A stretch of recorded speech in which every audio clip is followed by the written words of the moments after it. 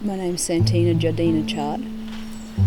I have been practicing yoga, Ashtanga yoga, for about 18 years, and I am a yoga teacher, and I'm also a Gestalt therapist. And I've been practicing Gestalt since 2010, so about 14 years, and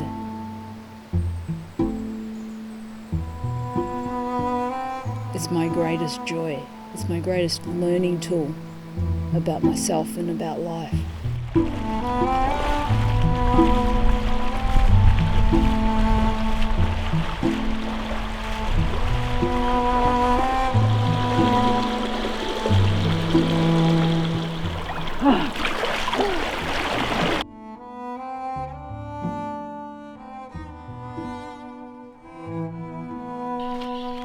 The most significant transition for me, one was when I was a heroin addict, and I had been using for about 11 years.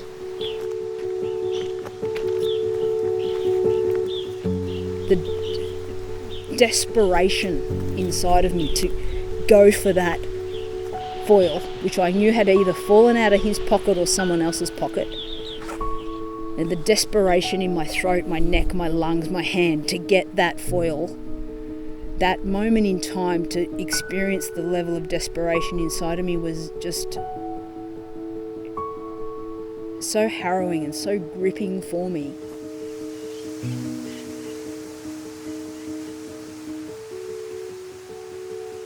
I remember this big, fat, disgusting Indian man come in from behind me, and he opened the door and he slammed himself on top of me to try and, I don't know what was going on, but something happened where he slammed himself on top of me to try and stop me from finding this heroin. And I don't really want to go into what happened then, but that was a point when I knew that something had to change inside of me.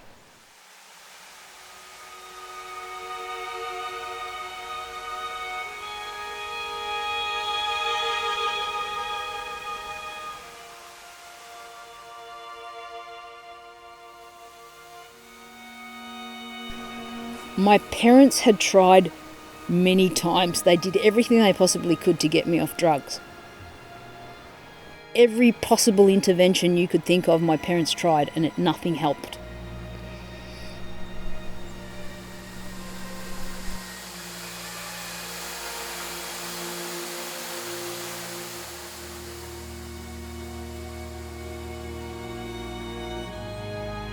And it's that one thing that we're all craving, what I believe we're all craving, is contact. Contact with self, real contact with the other, and contact with life. But I think having that one person to support you gives you this ground, this dialogical ground for you to unite with someone and something beyond tangible stuff. Something between you two is invisible, and you touch something else inside of you and him in the relationship, or whomever it is that believes in you.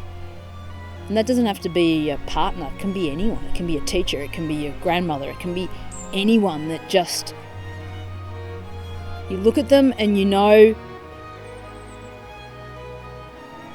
they're there. They're going to be there, and they're not going to leave you. I started to question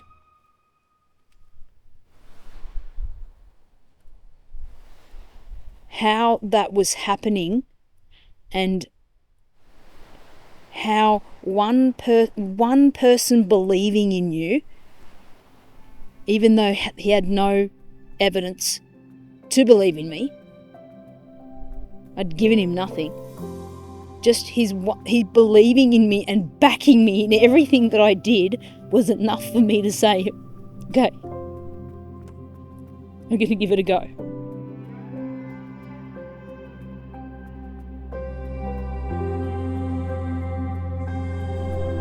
And the way life turned out, that I stumbled across my husband.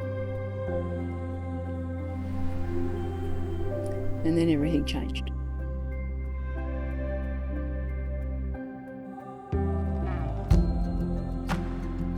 And it was in that moment that I realised that I was enough for him.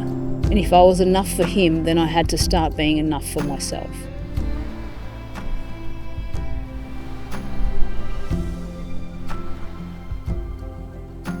And so those 2 moments in time, I decided that it was time to give up. And then I decided that I was going to finish my law degree, so I went back to uni. And that's when I stumbled across Ashtanga yoga. And then everything changed.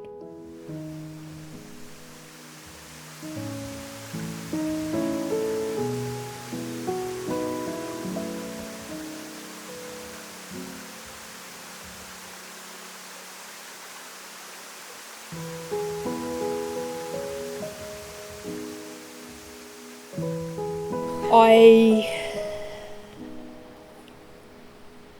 stumbled into the practice, something that lies beyond the tangible, something that is invisible and indisposable and indispensable, and that no one can take away from me.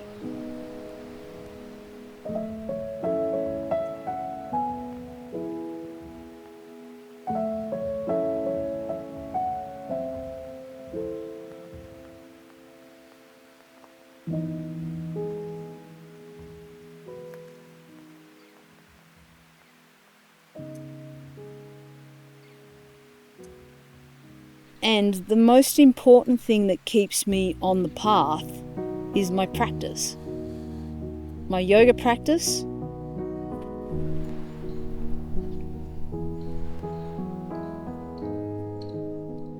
my suffering,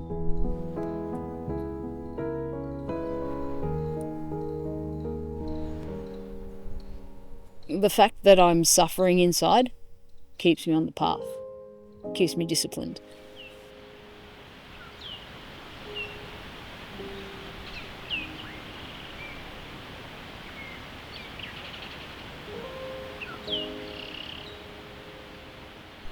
The paradox of that is that I really love life.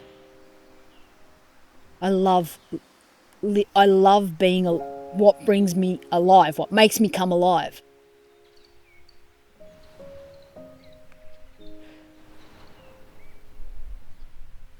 Therefore, my love for life and my love for inquiry and my love for the investigation into this mystery keeps me disciplined.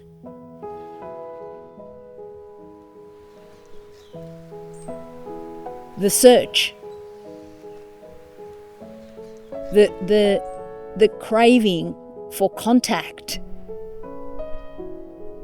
Because in the end, for me, it's about the contact. Am I in contact with life?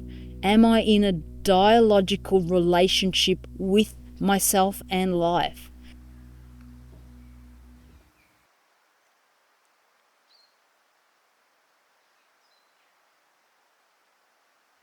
Allow that person's experience to exist, even if I don't agree with that.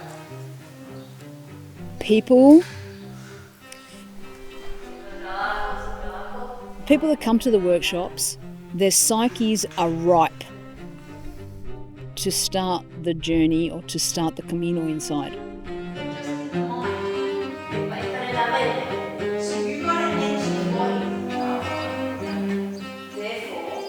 What I found in my own yoga practice, particularly with Ashtanga, was that it was so physical, that I would edge into my emotional body, bump into it, and so much would arrive up and out of me. And then I really didn't have a method or an approach in which to understand and pass apart what was going on inside.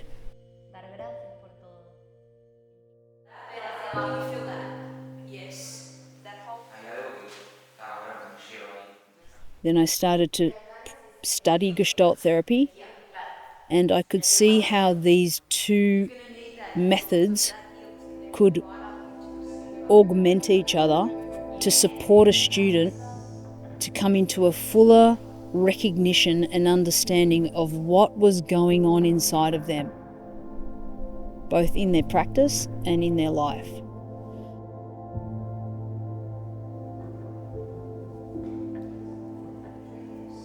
And I've brought that into the Ashtanga method with students that come to me.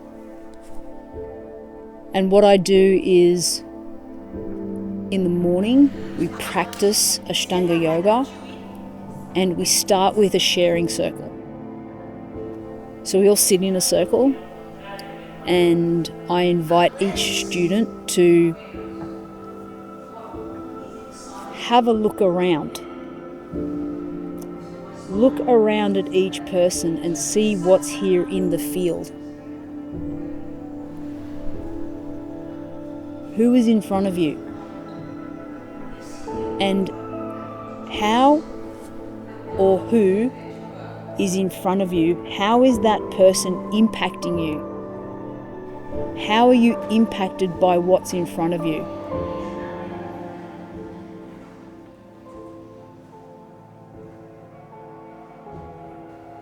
It's contact. It's contact. It's the dialogue between me, the other, and the in-between. What is in between here? I'm in contact. So I'm intrapsychic. It's what's happening inside of me. Am I in dialogue with the other, in contact? And what's happening between us? And it's my job to look inside to understand what is happening on the outside. Now, you can do that in yoga, you can do that in hiking, you can do that anywhere.